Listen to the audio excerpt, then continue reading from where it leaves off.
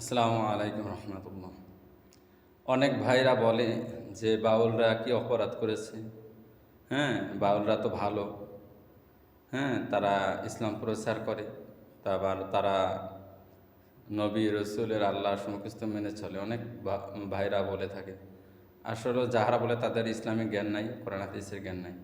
বাউলরা তারা নিজের ধর্মকে ধর্ম মনে করে, ইসলাম ধর্মকে তারা গ্রহণ করে না।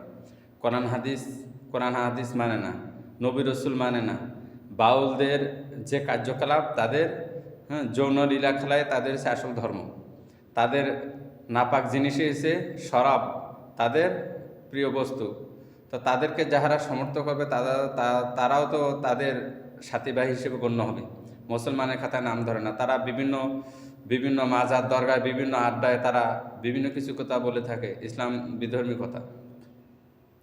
তারপর দেখা যায় বিভিন্ন মাজারে তারা যে আবল তাবল কথা বলে, যেসব ভাইরা মাজারে যায় উরুসের নামে, ওরা কি বলে, শরীয়ত মারেফাত নিয়ে কোরআন হাদিস মেনে মিথ্যাচার করে, কিন্তু যাহারা শুনে তারা মনে করে সত্যিই বলে বাউলেরা।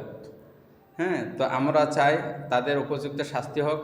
বাংলাদেশের জমিনে আল্লাহ রসুল কোরআন হাদিস নিয়ে কটূক্তি মিথ্যাচার করবে, এটা কেউ ইমানদার সহ্য করবে না।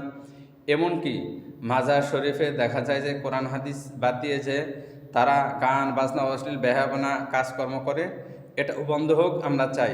কোনো মাজারে অশ্লীল বেহায়াপনা, গান বাজনা, বাউলি, গীতা বাতা যত না হয়, এভাবে সরকার পদক্ষেপ নেবে। সরকার যদি পদক্ষেপ নেবে, ইমানদার মুসলমান যাহারা তারা পদক্ষেপ নেবে ইনশাআল্লাহ। আসসালামু আলাইকুম রহমতুল্লাহ।